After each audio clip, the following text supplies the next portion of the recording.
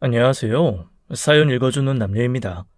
오늘도 와주셔서 감사드리며 오늘의 사연 시작하겠습니다. 여러분들은 관상을 믿으시나요? 사람들은 상대방을 처음 볼 때 외모를 가장 먼저 보는 경우가 많잖아요. 외모로 그 사람이 어떤 성격일지, 어떤 일을 할지 짐작해 보기도 하고요. 그래서 저는 어느 정도 관상을 믿으면서 살아온 것 같습니다. 물론 모두 정확하게 맞았다고는 할 수 없지만요. 그런데 제 인생에요. 정말 생긴 대로 논다는 말에 확신이 들게 한 사람들이 나타났어요. 어떤 사람들인지 궁금하시죠? 지금부터 바로 소개해 드릴게요.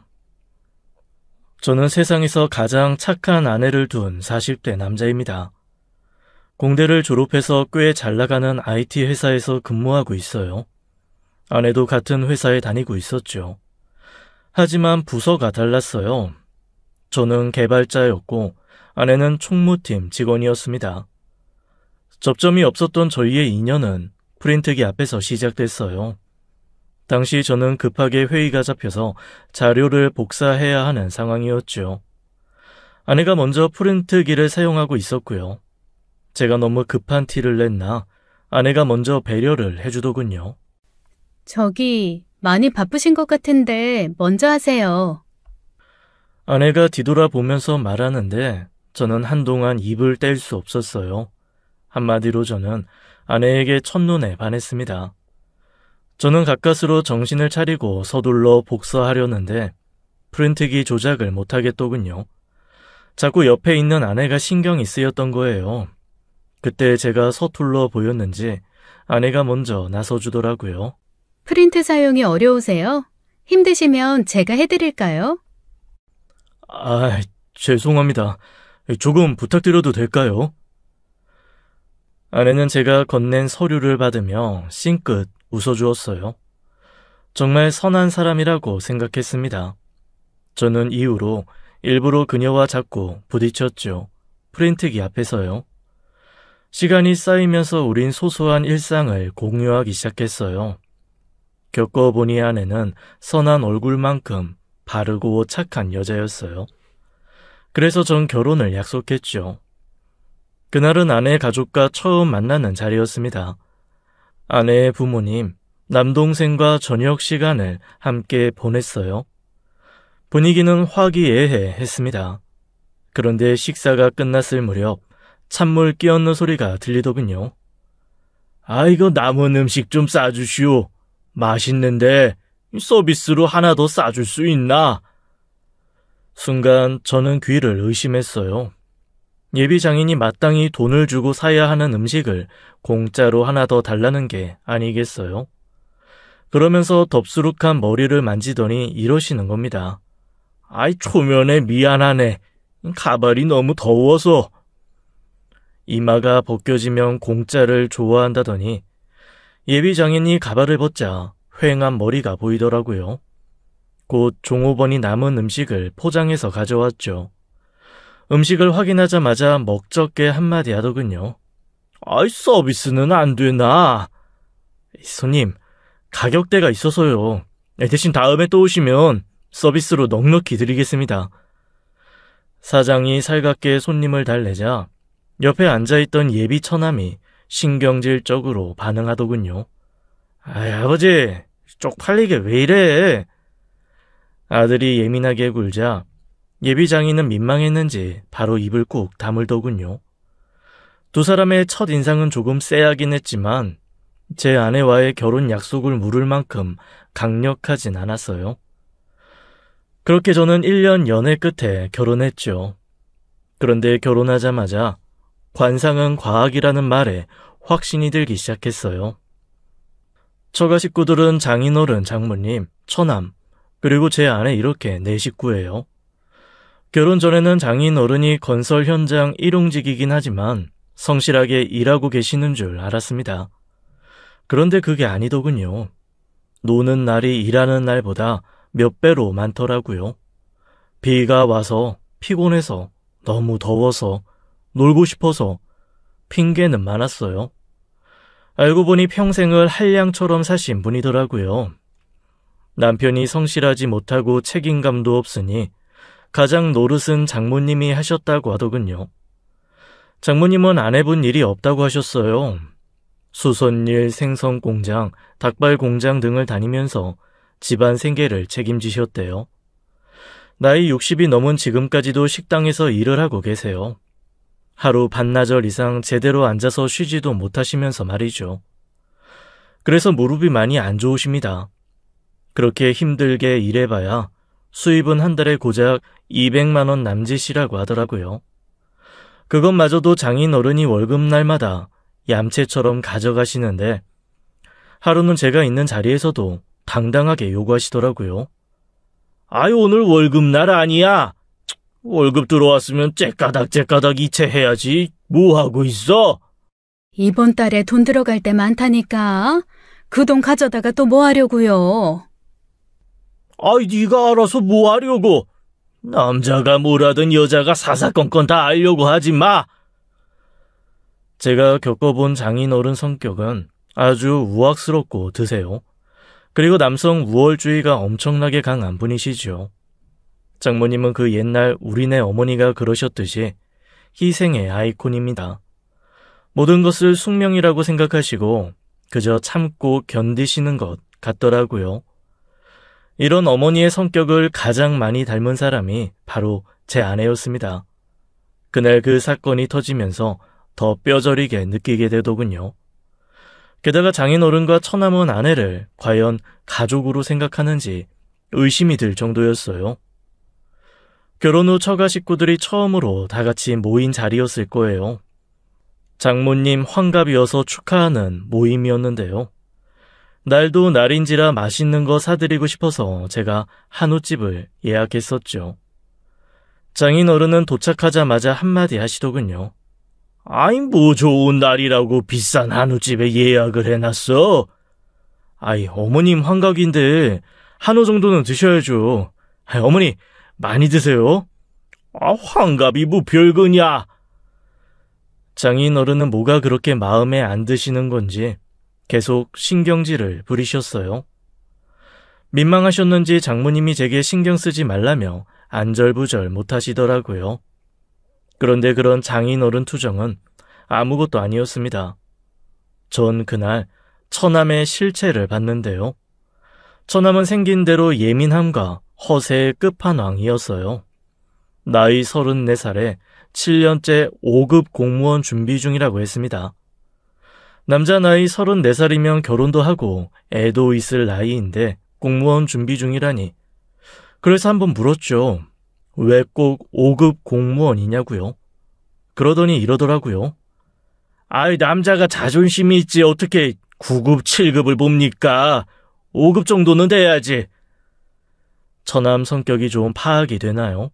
그렇게 허세를 부리다가도 자신의 약한 부분이 조금이라도 건드려지면 예민함이 폭발하죠. 특히 처남의 성격은 아내를 대할 때 잘 드러나더군요. 그날 장모님 환각 모임 때도 그랬습니다. 누나는 총무팀이라고? 아이, 총무팀이면 남들 뒤치다꺼리 하는 거 아니야? 그런 걸 어떻게 해? 좋아? 처남은 올해로 나이가 34살로 아내와 3살 터울인데요. 누나인 아내를 기본적으로 무시하는 게 저도 느껴지더라고요. 아내는 평소에도 이런 일이 많았는지 대수롭지 않게 반응했어요. 뭘 또 그렇게까지 이야기하니? 아니 뭐, 아이 누나는 참 속 편한 것 같아서 나 같으면 못할 것 같은데. 저는 가만히 있는 아내의 반응이 답답하고 더 화가 났습니다. 자신의 처지는 생각도 안 하고 아내를 평가하고 있는 처남이 얄미웠어요. 그런데 그 마음을 아는지 모르는지 처남은 더 나가더군요. 말이 좋아서 총무팀이지 사람들 심부름하는 거잖아. 종이 필요하다고 하면 종이 사다 주고 책상 필요하다고 하면 책상 주문 놓고 간식 사다가 놓아주는 거 아니야? 안 그래? 네가 사회생활을 안 해봐서 그런데 그런 일만 있는 거 아니야. 지금 나한테 무슨 말이 하고 싶은 건데? 뭐? 지금 나 사회생활 안 해봤다고 무시하는 거야? 처남은 누나에게 한 본인 행동은 생각도 못하고 자존심이 상하는지 한참을 부들거리더군요. 그러더니 어깨를 으쓱거리며 말을 이어갔어요. 그러니까 누나도 나처럼 공부 좀 잘해서 대학교 잘 가지 그랬어. 겨우 숭땡대밖에 못 나왔으니까 그런 데 간 거 아니야? 총무팀이면 솔까 쪽팔려서 퇴직하고 만다. 정진아, 너 말 조심해. 아내는 처남의 말에 처음으로 정색하며 말했어요. 제가 아내에게 듣기로는 처남은 중땡대를 졸업했다고 하더군요. 처남이 생각하기에는 학벌이 누나보다 조금 좋다는 걸 앞세워서 무시하는 것 같았어요. 전 처남이 여기서 그만했으면 싶었어요. 그런데 처남은 지나침을 잘 모르는 것 같더라고요. 하긴 누나가 공부몰이가 좀 없긴 없었어. 안 그래? 고등학교 때도 늘 중간에서 놀았잖아. 10등 안에 든 적도 없었지 아마? 매형도 있는데 말 조심해. 그리고 이제와 이야기하는 거지만 학원은 나 아니면 너 못 다녔어. 우리 형편에서 그만큼 학원 보내줬으면 넌 당연히 공부 잘했어야 하는 거야. 저는 속으로 아내에게 더 해도 된다고 이야기했어요. 처남에게 가만히 당하고 있는 아내를 보는 게 제 속이 터졌거든요. 이때 아내가 한마디 더 하려는데 장인이 입을 떼며 막아버리더라고요. 너는 어디서 정진이 학벌을 운운해? 네가 정진이 학원 지원해줬다는 거를 그렇게 티를 내고 싶은 거냐? 너 대학 가게 해준 것도 감사하게 여길 것이지. 그런데 장인 어른의 반응이 더 놀랍더군요. 말인즉슨 처남의 학원비를 아내가 일을 해서 보태준 것 같은데 딸에게 칭찬은 못해줄 망정 타박을 하더라고요. 장인어른의 말에 아내의 어깨가 살며시 떨렸어요. 울음을 참고 있는 듯했어요. 저는 참고 있던 분노가 터져버렸습니다. 아버님, 학벌이 뭐가 중요합니까? 안 그래 처남? 사회 구성원으로 건강하게 한 몫을 하는 게 중요하지. 누나는 지금 정말 잘하고 있어. 같은 회사에서 일하고 있으니까 내가 제일 잘 알지. 매형, 틀린 말은 아닌데요. 요즘 같은 세상에 학벌도 무시 못해요. 그런데요, 학벌이 좋으면 뭐해요. 제 친구 한 녀석은 대학 졸업하고 지금 7년째 부모 집에서 빌부터 살고 있어요. 그리고 공무원 시험 준비 중이거든요. 만날 때마다 우리가 뭐라고 하는지 아세요? 밥버러지라고 불러요. 근데 그 친구도 반박을 못해요. 맞는 말이니까요. 제 말이 끝나자마자 처남 얼굴이 벼락 맞은 것처럼 벌개지더군요.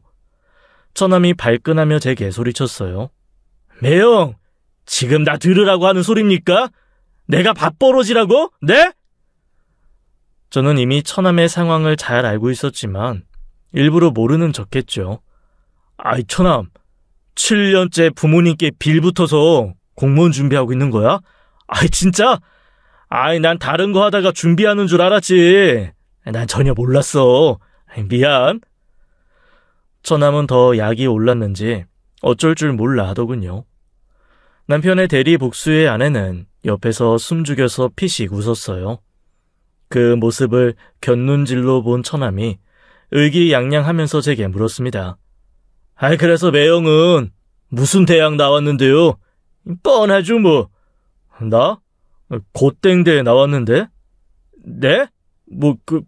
고땡대요? 다행히 대학 잘 나와서 밥벌이는 하고 살아서 7년째 공무원 시험 준비는 안 해.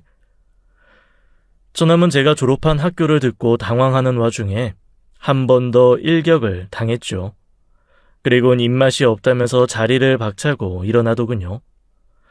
처남을 그렇게 감싸던 장인어른도 더는 말을 보태지 않았어요. 기분 좋게 시작한 장모님 환감 모임은 그렇게 끝이 났죠. 그리고 아내는 집으로 가는 길에 제게 고맙다고 했습니다. 그러면서 자신의 이야기를 들려주더군요.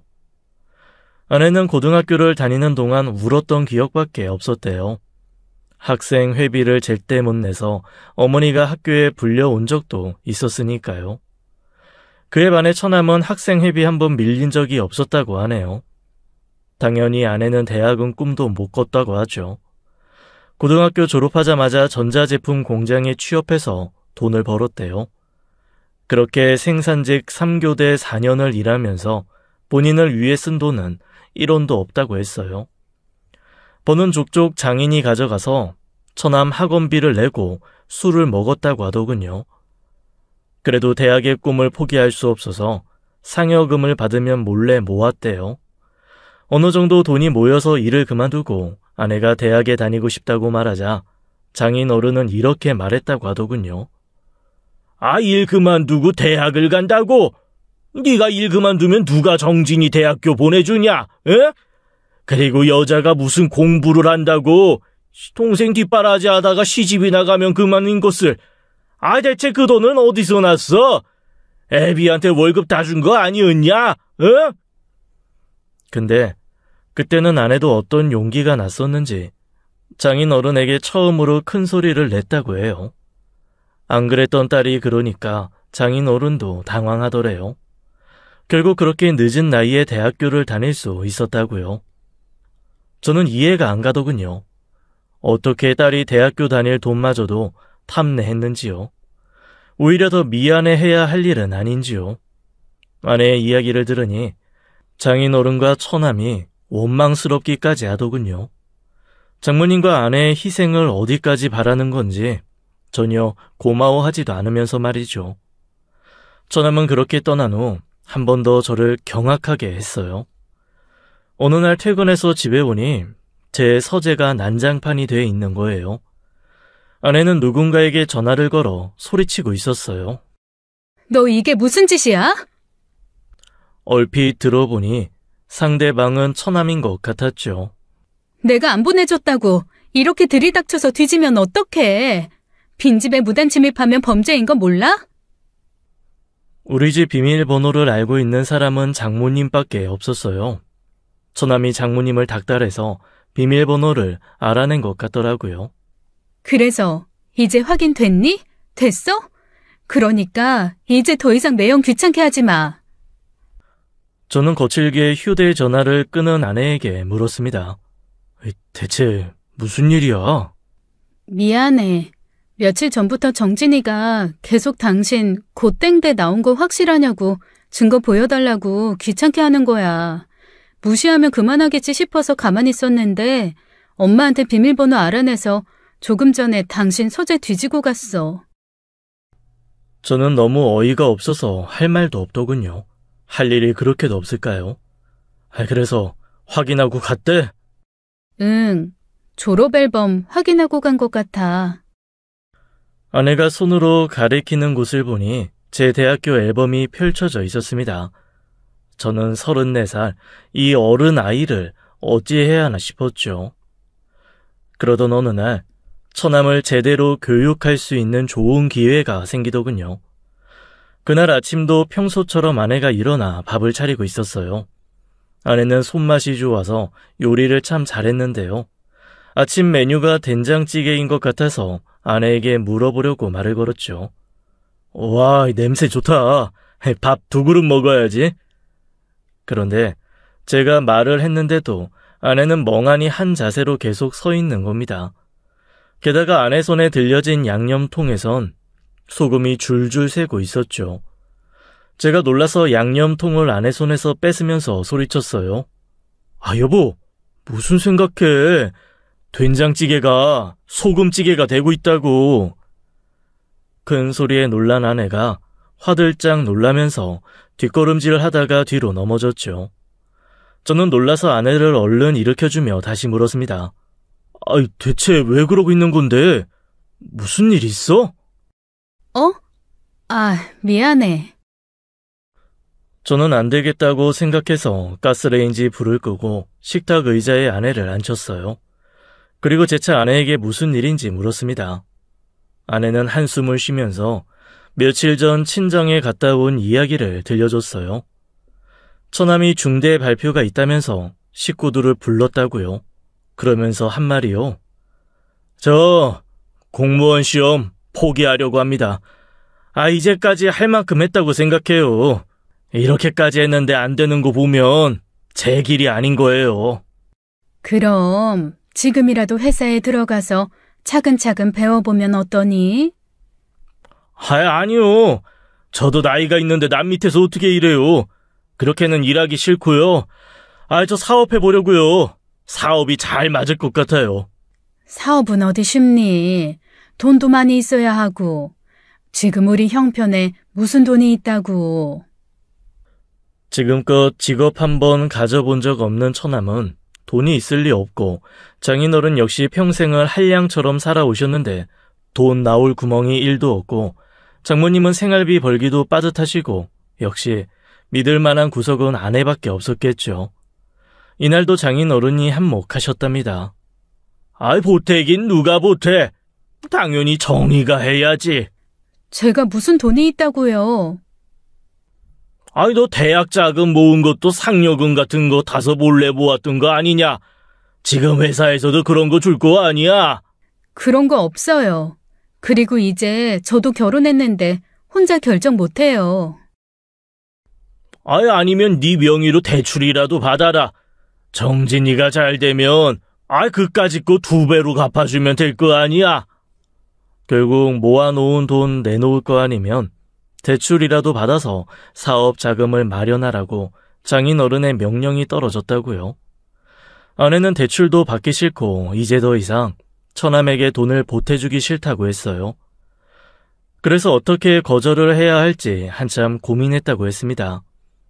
저는 아내의 희생을 강요하는 장인어른과 처남에게 화가 치밀더군요. 그래서 이 기회에 처남에게 제대로 교육시켜주고 싶었습니다. 34살이나 처먹은 다 큰 어른이 철 모르는 행동을 더는 하면 안 된다는 것을요. 아내도 제 의견에 동의하더라고요. 저는 그 자리에서 바로 처남에게 전화를 걸었어요. 매형, 저한테 웬일로 전화를 하셨어요? 누나한테 사업 이야기 들었어. 이제 처남 나이도 있는데 언제까지 공무원 준비할 수도 없고 앞으로 내가 도와줄 테니까 한번 준비해볼래? 사업 계획서 써서 가지고 와봐. 같이 고민해보자. 뜨뜻미지근하게 전화를 받던 처남은 제가 도와주겠다고 하자 바로 목소리 톤부터 바뀌더군요. 정말요? 진짜죠? 진짜 저 준비합니다. 처남은 사업이 진짜 하고 싶었는지 3일 만에 사업 계획서를 썼다면서 전화하더군요. 그리고 퇴근하는 저를 붙잡고 계획서부터 밀었어요. 처남이 푸드트럭 사업을 하겠다고? 네. 요새 너도 나도 한다는데 저라고 못하겠어요. 저는 처남이 썼다는 사업 계획서를 한참 읽어봤죠. 그런데 문제가 참 많더군요. 처남, 요리할 줄 알아? 무슨 요리로 할 건데? 주로 어디에서 팔 건데? 타겟층은? 네? 저의 계속되는 질문에도 처남은 대답을 못하더군요. 사업 계획서를 보니 그럴만했습니다. 처남, 사업 계획서 쓸 줄 몰라? 이런 것도 하나하나 일러줘야 해? 지금까지 뭘 배운 거야? 요즘엔 인터넷만 쳐봐도 나온다고. 다시! 네? 뭐라고요? 사업 계획서 다시 써오라고!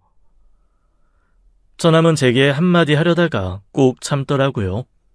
본인의 성격을 가까스로 억누르는 게 보였죠. 그리고 정확히 일주일 후 처남은 다시 사업 계획서를 가져왔어요. 이번엔 또 사업 종목을 바꿨더라고요. 반려동물 사업? 이거 너무 레드오션 아니야? 그래도 반려동물 천만 시대 아닙니까? 다시. 네? 제가 다시 사업 계획서를 써오라고 하자 처남은 말없이 저를 째려보더라고요. 욱하는 감정을 계속 다스리려고 애쓰는 모습이었습니다. 사업 계획서를 돌려받은 손을 움켜쥐면서 부들부들 떨기까지 하더군요. 하지만 괜히 제 심기를 건드렸다가 돈을 못 받을까봐 참는 것 같았어요. 그리고 바로 다음 주 주말이었죠. 처남은 장인어른과 함께 우리 집으로 찾아오더라고요. 장인어른은 사람 좋은 척 살갑게 제게 말했어요. 사업이야 어렵지. 그런데 우리 정진이는 다 잘할 거야. 자네가 좀 잘 봐주겠나? 저 말 같지도 않은 소리나 하려고 장인어른은 처남을 따라온 거였어요. 처남은 장인의 말에 힘을 얻었는지 제게 바로 사업 계획서를 보여줬어요. 아이스크림 무인가게? 요샌 무인가게가 대세예요. 뭐 인건비도 무시 못하니. 저는 처남의 말을 잘라버렸어요. 다시! 아이 진짜 매형, 지금 이거 몇 번째인지 알아요? 지금 나 가지고 노는 겁니까? 처남이 드디어 본색을 보여주더군요. 제게 불같이 따지더라고요. 그래서 저도 보란듯이 더 빈정거렸습니다. 맞아, 처남 정신 좀 차리라고 내가 교육시켜준 건데. 제 말을 듣자마자 처남이 분노하며 사업 계획서를 집어던지더군요. 매형, 지금 장난해요? 처남의 장난이라는 말에 저도 너무 열이 받더군요. 지금껏 인생을 장난처럼 산 사람이 할 말은 아니라고 생각했으니까요. 지금 내가 장난치는 것 같아? 요즘은 중학생만 돼도 처남보다 계획서 잘 쓴다고 사업이 장난으로 보여? 남의 돈 가지고 사장놀이 하고 싶어? 처남 눈에는 사업이 그렇게 쉬워 보이냐고! 저는 지금껏 처남에게 쌓여있던 화를 모조리 쏟아냈습니다. 이렇게까지 그들에게 분노를 보여준 적이 없었어요. 장인어른과 처남도 당황했는지 더는 한마디도 못하더군요. 그리고 며칠 후 저는 다시 처남을 소환했어요. 우리 회사 인턴 자리를 소개해줬죠. 처남이 이제부터라도 정신 차리고 제대로 다시 시작해봤으면 좋겠는데 어때? 해보겠어? 자존심 강했던 처남은 거절할 줄 알았어요. 그런데 예상외로 받아들이더군요. 처음에 처남은 회사가 소위 말하는 듣보잡 기업인 줄 알았다고 합니다. 외국계 IT 기업이라서 아는 사람만 알고 있었거든요. 꽤 탄탄한 대기업이라는 걸 인턴으로 들어와서 제대로 한 거예요. 인턴으로 들어오고 일주일, 그래도 꽤 열심히 한다고 생각했죠. 처남이 이제 좀 정신 차리나 싶었어요. 하지만 늘 그렇듯 사람은 쉽게 변하지 않아요. 처남이 인턴으로 들어온 지 일주일 후 부서 이동을 했어요. 기획팀에서 총무팀으로 옮겼죠. 그런데 총무팀의 처남보다 5살이나 어린 대리와 마찰이 자꾸 생기더군요. 아이 저기 정진씨, A4 용지 더 채워 넣어주라니까 왜 아직입니까? 이런 사소한 일부터 시작해서 중요한 법무 관련 서류를 두고 다툼까지 생겼었죠. 내가 정진씨한테 팀장님한테 서류 전달해달라고 줬잖아요. 전 못 받았다고요. 아이 누명 씌우지 마세요. 이 사건으로 처남은 인턴을 더는 할 수 없었어요. 처남이 욱하는 성격을 누르지 못하고 대리에게 폭력을 가했거든요. 그날 아내는 처남이 저지른 실수를 수습하느라 꽤 고생했다고 했어요. 인터넷에서 잘린 처남을 데리고 저와 아내는 회사 근처 술집으로 향했어요. 아내는 소주부터 시키더군요. 그러면서 처남을 질책하기 시작했어요. 네가 그렇게 한심하다고 생각한 총무팀 일해보니까 어떻디? 어? 별거 아니던데 뭐. 처남은 끝까지 자신의 잘못을 뉘우치지 않더군요. 누나를 인정하기 싫은 것 같았어요. 자신이 생각했던 것보다 누나가 다니는 회사는 꽤 대기업이었고 총무팀에서 하는 일도 꽤 중요한 업무가 많았거든요. 별거 아니야? 근데 넌 왜 그것도 못해? 34살 먹도록 대체 어떻게 산 거니? 지금 말 다 했어? 지금껏 고생 한번 못 해보고 책상 앞에 앉아만 있어봐서 그래. 넌 고생 좀 해봐야 돼. 더는 네 인생 때문에 날 희생하지 않을 거야. 앞으로 네 인생 네가 알아서 살아. 나한테 앞으로 연락하지 마. 그렇게 아내는 처남에게 선전포고를 했어요. 그리고 자네의 소주를 따라 마시고는 식당을 나가더군요. 처음으로 저 여자가 참 멋졌습니다. 처남은 고개를 푹 숙인 채 아무 말도 없더군요. 본인도 느끼는 게 많았겠죠. 저는 조용히 아내를 따라 나섰습니다. 그 이후로 한동안 처남 소식은 들을 수 없었어요. 저남은 머리 식힐 겸 여행하고 돌아온다는 쪽지 한 장 남기고 집을 떠났다고 하더군요. 저는 차라리 잘 됐다고 생각했죠. 이 기회에 정신 차리고 돌아오길 바랬어요. 그런데 장인어른은 처남이 집 나간 걸 아내 탓으로 돌리더라고요. 나쁘고 지독한 년, 네가 그러고도 누나냐? 너만 아니었으면 정진이가 집을 나갔겠어? 정진이 잘못되면 다 네 탓인 줄 알아라. 안 그래도 술 좋아하던 장인은 매일 술독에 빠져 살더군요. 어느 날은 아침부터 아내에게 지구대에서 연락이 오는 거예요. 이정희 씨인가요? 지금 바로 지구대로 오셔야 할 것 같은데요. 무슨 일인데요? 아버님이신 것 같은데요. 술에 많이 취해 계세요. 아침부터 이게 무슨 일인가 싶어서 당장 지구대로 달려갔죠. 그런데 장인어른이 술에 취해서 정신을 못 차리고 있더군요. 술을 얼마나 먹었는지 저랑 아내도 못 알아볼 정도였어요. 당연히 몸도 제대로 못 가누는 상태였죠. 아버님, 정신 좀 차리세요. 그리고 경찰에 이어지는 말을 듣고는 저는 까무러칠 뻔했죠. 만취 상태로 음주운전을 했다는 겁니다. 경찰에게 어떻게 잡혔냐고 물으니 더 기가 막히더군요. 집으로 가다가 신호 대기 중 잠이 들어버린 거죠. 그것도 초등학교 앞 어린이 보호 구역에서요. 등교 시간이라 아이들도 많았는데 말이에요. 신호 대기하고 있는 차량이 안 움직이니까 수상하게 여긴 다른 운전자들이 신고했다고 하더라고요. 그 위험천만한 일을 하고도 널브러져서 속 편하게 자는 장인어른을 보고 있으니 화가 머리끝까지 치밀어 오르더군요. 아내도 더는 할 수 있는 게 없어 장인어른이 깨어나길 기다리고 있었어요. 한 1시간 넘게 기다렸을 거예요. 장인어른이 정신이 돌아오는지 조금씩 움직이더라고요. 아내가 장인어른의 몸을 세차게 흔들더군요. 아빠, 정신 좀 차리세요. 지금 무슨 짓을 저질렀는지 아세요? 아이고, 머리야. 그만 좀 흔들어. 장인어른은 아무것도 모른다는 듯이 신경질부터 냈어요. 슬며시 눈을 뜨고 여기가 경찰서라는 걸 알았는지 깜짝 놀라더군요. 내가 왜 경찰서에 있는 거냐? 아버님, 음주운전 하셨잖아요. 그제야 장인어른은 본인이 음주운전을 했다는 걸 알아채더라고요. 그때 경찰이 와서 바로 음주 측정을 했어요. 잡히자마자 음주 측정을 했는데 술에 취해 많이 움직이는 바람에 정확하지 않다고 했죠. 왜 이래? 가만히 있으세요. 장인어른은 끝까지 발악하며 음주 측정을 거부하더군요. 경찰 2명이 더 와서 장인의 몸을 잡고서야 측정을 할 수 있었어요. 아까랑 비슷하네요. 혈중 알코올 농도 0.25%, 면허 취소 수준이고요.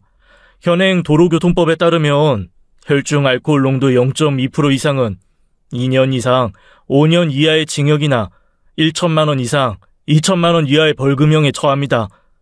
그리고 아버님은 스쿨존 음주운전 혐의로도 입건이 불가피해서 경찰의 수사가 진행될 거예요. 뭐라고? 장인어른은 그럴 리가 없다는 듯 저를 쳐다보더군요. 한참을 도와달라는 듯 외쳤어요. 안서방, 안서방. 그러더니 번뜩 뭔가 생각났다는 듯이 말했어요. 자네 형이 변호사라고 하지 않았나? 응? 그런데요. 자신의 잘못을 뉘우치기보다 자기 살 길부터 찾는 장인어른이 꼴보기 싫더군요. 평생을 자기 힘으로 살아본 적 없는 사람이어서 더 그랬죠. 일이 커질 것 같은데 나 변호사 선임 좀 해주겠나? 응? 저는 딱 잘라 장인어른에게 말했습니다. 아버님, 죄송하지만 전 그러고 싶지 않아요. 아버님께서 지은 죄니까 죄값 받고 나오시든가 벌금을 알아서 스스로 해결하시든가 하세요. 저나 와이프한테 더는 손 내밀지 마시고요. 뭐? 너도 같은 생각이냐? 네, 아빠. 저도 더는 도와드릴 힘이 없네요. 아내의 말에 장인 어른은 더 불같이 화를 내더군요. 나를 무시하냐? 네가 이러고도 잘 살 줄 아냐? 인형 끊어라. 저는 장인 어른의 시끄러운 목소리가 더는 듣고 싶지 않았습니다. 마지막으로 한마디만 더 하고 우린 지구대를 나왔어요. 법대로 처벌해 주세요, 법대로. 아버님은 그래야 정신 차리실 것 같네요. 그럼 잘 부탁드립니다. 장인 어른은 어린이 보호구역에서 음주 운전을 했다는 사실은 인정하지만 다른 피해를 발생시키지 않았다는 점과 동종 전과 이력이 없다는 점을 호소했다고 하더군요. 결국 혈중 알코올 농도 0.2% 이상으로 면허는 취소되고 2천만 원의 벌금형을 받았어요. 장모님은 뒤늦게 이 사실을 알았지만 해결할 방법이 없었죠. 그렇다고 또 딸에게 신세를 질 수는 없었을 거예요. 이번엔 아내도 독하게 마음을 먹더군요.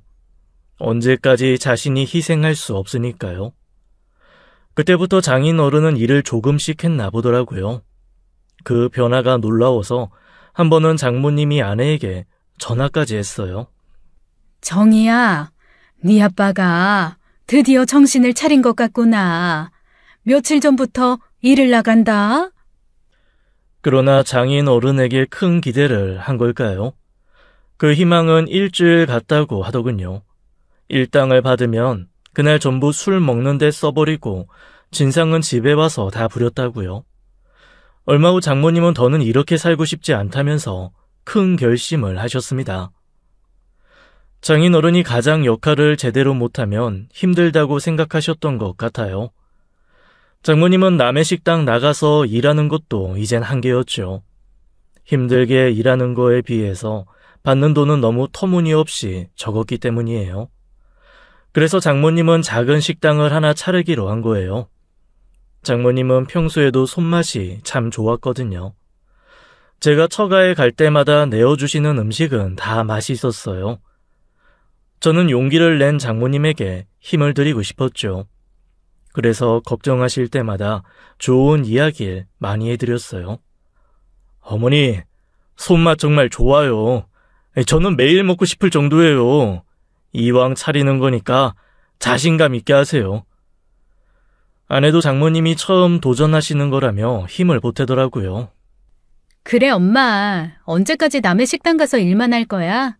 나도 시간 날 때마다 많이 도와드릴게요. 우리의 응원에 장모님은 힘을 얻으셨는지 뚝딱뚝딱 식당을 차리시더라고요. 식당에서 일하신 10년의 세월을 무시 못하겠더군요.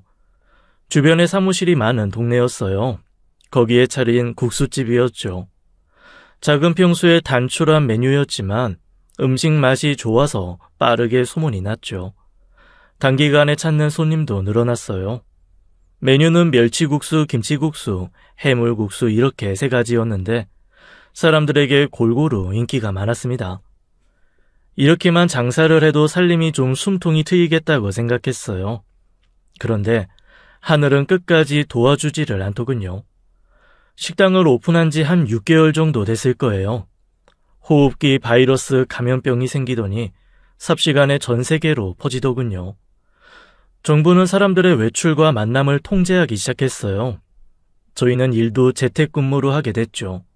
네, 말 그대로 보기 좋게 장모님 가게는 오픈하고 반년 만에 망해버렸어요. 그렇게 모두가 망연자실해 있었죠. 그러던 어느 날이었어요. 그날도 저희는 재택근무를 하고 집에 있었습니다. 그때 누군가가 우리 집 현관문을 세게 두들기는 거예요. 그것도 끊임없이 계속이요. 누군가에게 쫓기는 사람인가 싶어서 모니터로 확인했죠. 그런데 장모님인 거예요. 얼른 문을 열었더니 장모님 얼굴이 말이 아닌 겁니다. 주먹으로 맞았는지 눈에 시퍼렇게 멍이 들어있었어요. 놀란 아내는 어머니를 집안에 들이자마자 물었습니다. 엄마, 얼굴이 이게 뭐야? 누구한테 맞았어? 설마 아빠가 그런 거야? 장모님은 쉽사리 이야기를 못하시더라고요. 아내는 답답하다는 듯이 장모님을 다그쳤어요. 얼른 말해보라니까. 아빠가 이제 때리기까지 하냐고.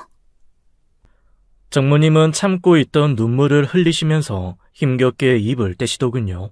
자기가 식당하지 말라고 그렇게 말렸는데 기어이 해서 망했다고. 이제 어쩔 거냐고.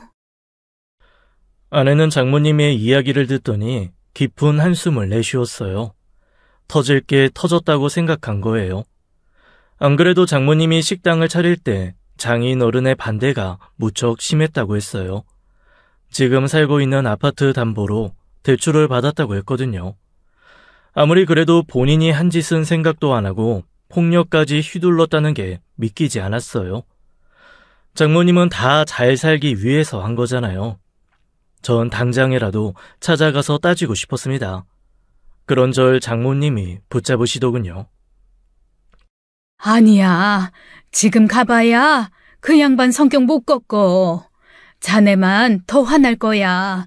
그러니까 가지 말게. 그럼 엄마는 아빠한테 쫓겨난 거야? 집 나가래? 불같이 화내면서 이 집에서 나가라는데 어쩌니. 가방 하나 못 들고 나왔다. 당시 저희가 살고 있는 집은 서울의 방 2개짜리 아파트였어요. 집이 작아서 당장 장모님을 모실 수가 없었죠. 그래서 다음날 바로 아파트 옆에 위치한 원룸을 하나 얻었습니다. 당분간 장모님이 있을 공간이 필요했으니까요. 장모님은 제게 무척 미안해하셨죠. 내가 자네한테 참 면목이 없어. 좋은 걸 보여줘도 모자랄 판에 매일 싸우고 안 좋은 모습만 보여줘서. 그런 거 생각하지 마시고 당분간 편하게 계세요. 운이 좀 안 좋았을 뿐이에요. 장모님 잘못이 아닙니다. 그러니 너무 자책하지 마세요. 아셨죠? 그렇게 장모님은 원룸에서 숨 좀 돌리셨을 거예요. 하루는 휴일을 맞아 장모님과 함께 시간을 보내기로 했죠. 그렇게 우리는 집에 함께 모여 있었어요. 보쌈 주문도 하고 마실 거리 세팅도 했어요. 오랜만에 집안에 활기가 넘쳤습니다. 저는 기분 전환이 필요했는데 타이밍이 좋았다고 생각했어요. 그런데 불청객이 찾아오더군요. 누군가 계속 현관문을 발로 차더라고요. 깜짝 놀란 아내가 모니터를 보고는 문을 열어주지 말자고 했어요. 장인어른이었거든요. 문 열어! 문 열라고! 장인어른은 문이 안 열리자 소리를 고래고래 지르기 시작했어요. 저는 아파트 주민들에게 피해가 갈까봐 문을 열어주자고 했습니다. 괜찮아. 내가 있어. 내가 알아서 할게. 장인어른은 문이 열리자마자 신발을 벗어 집 안으로 던지더군요. 그리고 손에 들고 있던 막걸리를 벌컥벌컥 마셨어요. 술에 취해 퀭한 눈으로 제게 말하더라고요. 너희들 팔자 좋다 아주. 에? 장인어른은 비틀거리며 장모님에게 다가가기 시작했어요. 그 순간 제가 장인어른을 막아섰어요. 아내도 두려움을 느꼈는지 장모님을 뒤로 숨기더군요. 그 모습을 보니 장인어른의 행패를 더는 못 봐주겠더라고요. 아버님, 이제 그만하세요. 왜 이러세요 정말. 으라, 안서방 아니야. 보증금 날린 잘난 장모 원룸 얻어줄 돈은 있으면서 아나 벌금 내줄 돈은 없나 봐. 비교를 해도 어떻게 저렇게 할 수 있는지 묻고 싶었죠. 장인어른의 비아냥거림은 끝을 몰랐습니다. 식당 거덜낸 장모 뭐가 예쁘다고 하하호호 웃음이 나오냐. 남자가 웃음이 그렇게 해퍼서야 원. 저 말 같지도 않은 걸 언제까지 듣고 있어야 하는지 저는 제 인내심을 시험하고 있었죠.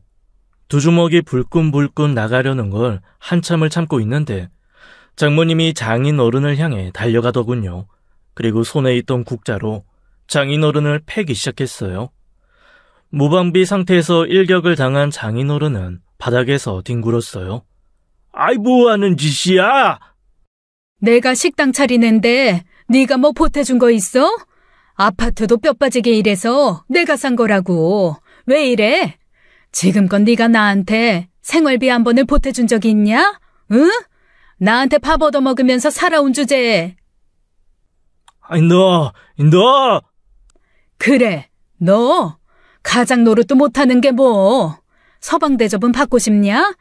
평생 남의 집 식모살이하고 공장 다니면서 모은 돈으로 너 편하게 살게 해줬으면 고마워하기라도 해야 하는 거 아니냐? 인간이면. 장모님은 지금까지 참아온 한을 폭발시키는 듯 쉬지 않고 장인어른을 패더라고요. 술에 취해 몸을 제대로 가누지 못하는 장인어른은 장모님의 힘을 이기지 못하더군요. 그래도 입은 살아서 계속 나불거렸어요. 너 어디 이러고도 살 수 있을 것 같냐? 어? 내가 못 살면 어쩔 건데. 그래, 내가 더는 너랑은 못 살겠다. 이혼하자, 이혼해. 장인어른은 장모님의 입에서 이혼이란 말이 나오자마자 그런 힘이 어떻게 났는지 벌떡 몸을 일으키더군요. 그러더니 순간 손을 들어 장모님을 때리려고 하는 거예요. 저는 욕하는 것도 아까워 장인어른의 멱살을 잡았어요. 그리고 비틀거리는 장인어른의 몸을 끌어서 집 밖으로 끌어냈어요. 장인어른은 씩씩거리며 집 안으로 다시 들어가려고 발악을 하더군요. 저는 끝까지 막아서며 장인어른에게 말했죠. 주거 침입으로 또 신고해드려요? 벌금 더 붙게 해드릴까요? 이제 그만하시죠. 네? 뭐? 네가 감히... 다시는 제 아내나 장모님 앞에 나타나지 마세요. 2번 다시 참지 않을 겁니다. 이거 경고예요. 지금 이렇게 멀쩡히 걸어 나갈 수 있는 건 장인어른에 대한 제 마지막 예의라고 생각하세요. 만약 다음에 길에서라도 마주치면 그땐 평생 2다리로 걸어 다닐 수 없을 거예요. 아시겠어요? 눈 한 번 깜빡거리지 않고 경고하는 제게 장인어른은 더는 대꾸하지 않았습니다. 그리고 그 길로 꽁문이 빠지도록 도망을 치더군요. 저런 사람을 장인어른이라고 대우해줬던 지난날이 부끄럽더라고요. 장인어른이 떠난 후 저는 다시 집 안으로 들어갔어요. 그런데 장모님이 바닥에 주저앉아 눈물을 펑펑 쏟고 계셨어요. 장인어른을 쫓아내고 통쾌해하고 계실 줄 알았는데 그게 아니었습니다. 내가 지금껏 잘못 살았어. 나만 참고 살면 우리 식구들 다 편하게 살 줄 알았는데 이렇게 골마 터질 줄 누가 알았겠냐고. 내가 더 빨리 알아차렸다면 너도 많이 힘들지 않았을 텐데 미안하구나. 장모님은 아내의 손을 잡으면서 연신 미안하다고 우시더라고요. 아내도 그런 마음을 이해한다면서 장모님을 꼭 안아주었어요. 2 사람의 희생이 아니었다면 진즉에 붕괴했을 가족이에요. 이제라도 장모님과 아내가 제대로 된 울타리에서 보살핌을 받길 바랄 뿐이었죠. 물론 그 울타리 역할을 제가 하고 싶었고요. 장모님이 이혼을 결심하시면서 모든 게 잘 풀리는 듯했어요. 그런데 아쉬운 게 많은 장인어른이 끈질기게 장모님에게 매달리기 시작했어요. 어느 날은 장인어른이 원룸에 찾아와 이혼을 안 해주겠다며 행패를 부렸다는군요. 장모님이 말씀을 안 해주셔서 저는 나중에야 안 사실이었어요. 그런데 목적이 딴 데 있더라고요. 이혼하면 재산 분할은 어떻게 할 건데, 응? 결국엔 그게 궁금해서였니? 한몫 챙기고는 싶어서? 아이, 당연하지. 그래도 내가 너랑 같이 산 세월이 있는데, 네가 홀랑 다 가져가면 난 어떡하라고. 2 사람 사이에 재산이라고 해봐야 작은 아파트 한 채였습니다. 장인어른은 지금까지 일용직 근로자로만 일을 해서 대출을 받을 수 없었어요. 그나마 어머님이 닭발 공장에서 일할 때 대출 받아서 산 작은 아파트였죠. 당연히 명의는 장모님이었으니 장인어른은 이혼 이야기가 나오자마자 불안했던 겁니다. 자신은 쥐뿔 가진 게 하나도 없었으니까요. 이 아파트 대출 갚는데 돈 한 푼 보탠 것도 없으면서 양심도 없네. 살면서 생활비라도 줘봤어? 이 양반아, 네가 기여한 게 하나도 없는데 재산 분할? 어이가 없네. 뭐야? 내가 기여한 게 왜 없어? 정진이 학원 보낸다고 나도 뼈 빠지게 일했다고. 대학교 들어갈 적에 등록금 보탠다고 일했어? 안 했어? 다 정진이. 너한테는 청진이밖에 없냐? 그래, 난 아들밖에 없다, 왜? 그래, 둘이 잘 살아봐라, 아주. 이젠 나한테 찾아오지 마. 꼴도 보기 싫으니까. 장모님은 처남에 대해서는 장인 어른의 공을 인정할 수밖에 없다고 했어요. 처남 고3 때부터 대학교 다닐 때까지는 그래도 꾸준히 일을 했다고 하더군요. 그런데 딱 거기까지였습니다. 장모님은 처남의 목도 생각하셔서 재산 분할은 6대4로 조정되었고 결혼 42여 년 만에 이혼하셨어요. 장모님은 이혼하면서 집을 팔고 그때 생긴 목돈으로 다시 국수집을 차렸습니다. 처음 문을 열었던 동네 바로 옆 동네예요. 메뉴도 똑같이 멸치국수, 김치국수, 해물국수 3가지였죠. 그런데 문을 열자마자 어떻게 알았는지 예전 맛을 기억하는 사람들이 찾아오더군요. 어서 오세요. 예전에 저 옆 동네에서 하던 그 국수 가게 맞죠? 금방 없어져서 너무 아쉬웠어요. 정말 맛있었거든요. 이제 어디 가시면 안 돼요. 손님들의 응원이 장모님을 다시 일으켜 세워주었어요. 국수 가게는 사람들이 줄지어서 먹는 맛집이 되었습니다. 주말에도 손이 모자랄 정도로 손님이 넘쳐나 아내도 매주 도와드려야 했습니다. 늘 힘없고 지쳐있던 장모님의 얼굴엔 생기가 넘치기 시작하더군요. 저는 이런 모습이 보기 좋았습니다. 장모님의 변화에 아내도 저도 웃는 일이 더 많아지더라고요. 다른 식구들의 소식도 궁금하다고요. 장인어른은 이혼 후 몇 달은 친척 집을 떠돌면서 지냈다고 했어요. 그리고 얼마 후 처남이 돌아왔다는 소식이 들리더군요. 그렇게 장인어른과 처남이 작은 월세방을 마련해 살았던 것 같아요.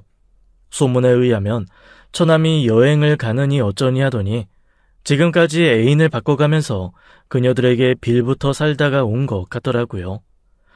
그래도 여전히 정신도 못 차린 듯 했습니다. 돌아와서도 취업할 생각은 안 하고요. 장인어른의 얼마 안 남은 재산을 가지고 사업을 하겠다고 난리를 쳤대요. 이때 장인어른은 무슨 생각이었던 건지 반대를 그렇게 했다고 하네요. 얼마 안 남은 본인 재산을 지키고 싶으셨던 건지, 이제 더 이상 처남을 믿을 수 없었던 건지, 예전에 처남을 그렇게 아끼던 장인어른의 모습은 아니었다고 해요. 그런데 결국은 또 처남에게 사업 자금을 해주셨대요. 그렇게 처남이 어떤 사업을 했는지 아세요? 제가 다시를 외쳤던 그 아이스크림 무인 가게를 했다네요. 소자본으로도 가능한 사업이라 시작한 것 같은데요. 하지만 처남이 차린 가게 옆에 아이스크림 무인 가게가 2개가 더 생기는 바람에 2달도 못 가고 쫄딱 망했다고 합니다. 그런데 하루는 처남이 어떻게 알고 장모님의 가게로 찾아온 거예요. 정신없는 주말이라 저와 아내까지 붙어서 장사를 돕고 있었는데 말이죠. 처남은 가게에 오자마자 신이 나서 장모님을 들들 볶기 시작하더군요. 우리 엄마가 이렇게 성공했다고? 아이, 난 왜 이제야 한 거야? 어? 엄마, 이거는 체인 사업을 해야 한다니까. 장모님은 신나서 떠드는 처남을 거들떠보지도 않았어요. 하지만 처남은 지치는 기색도 없이 막무가내로 조르더라고요. 이렇게 장사가 잘 되는데 체인 사업하면 돈이 얼마냐고. 대박 터지는 거지. 안 그래? 아니, 내가 기획해 볼게. 그날 장사를 마칠 때까지 처남은 장모님을 설득했어요. 장모님은 끝까지 무시로 응답했죠. 그리고 처남에게 진지하게 이야기하기 시작했어요. 정진아, 나도 이제 너랑 더는 엮이고 싶지 않구나. 엄마가 모질다고 생각해도 어쩔 수 없어. 너랑 모자 인연은 여기까지야. 우리 서로 모르는 사람으로 살자. 그래야 너도 살고 나도 살 것 같구나. 아이, 엄마, 왜 이래? 나랑 인연 끊고 싶어? 체인 사업 이야기 때문에 그래? 에이, 그럼 하지마. 그럼 나 여기 셔터맨으로 살까? 엄마 혼자서 장사하면 힘들 거 아니야. 내가 도와줄게. 어때? 처남은 알면서도 모르는 척하는지 의심이 들더군요. 어떻게 눈치가 이렇게 없어도 되는 건가요? 이정진, 지금껏 널 지원해준 엄마 누나한테 할 말 없니? 고마운 마음이 조금이라도 있긴 있는 거니? 고마운 마음이 조금이라도 있다면 당장 떠나거라. 그리고 이제 더는 보고 싶지 않구나. 앞으로 찾아오지 말거라. 엄마, 이렇게 아들을 버린다고? 장모님은 목 놓아 외치는 처남을 두고 망설임 없이 가게를 나가시더군요. 남겨진 처남은 한동안 멍하게 있었어요. 장모님이 그렇게 뒤돌아설 줄 몰랐던 거죠. 저와 아내도 조용히 장모를 따라 나섰습니다. 그렇게 가게를 떠난 처남은 장인 어른도 버리고 집을 나갔다고 하더군요. 지금 그의 행방을 아는 사람은 아무도 없어요.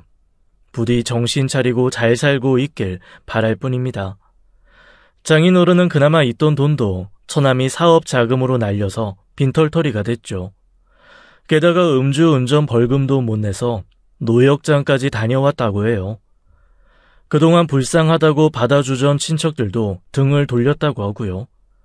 지금은 노숙자 신세로 어디 쉼터를 전전하며 살고 있다는 소문만 들립니다. 저는 오늘도 제 아내와 장모님의 울타리가 돼서 가족을 지키는 중이에요. 그리고 소중한 가족이 한 명 더 늘었어요. 우리 아들이 생겼거든요. 이제야 제대로 된 가족이 완성된 것 같습니다. 저는 더욱 튼튼하고 울창한 울타리가 되도록 노력해야겠습니다. 지금까지 제 이야기가 어떠셨나요? 관상은 과학이라는 말이 정말 맞는 것 같나요? 전 그 생각에 조금 변화가 생겼어요.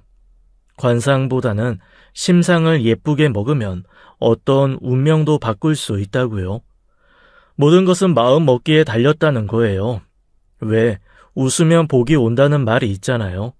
이젠 그 말을 한번 믿어보려고요. 여러분도 앞으로 긍정적인 생각하시고 웃는 시간 많이 보내시길 바랄게요. 그럼 저는 이만 사연 마칠게요. 감사합니다. 지금까지 사연 읽어주는 남녀였습니다. 끝까지 함께 해주신 여러분 감사드리며 저희는 다음 사연으로 돌아올게요. 감사합니다.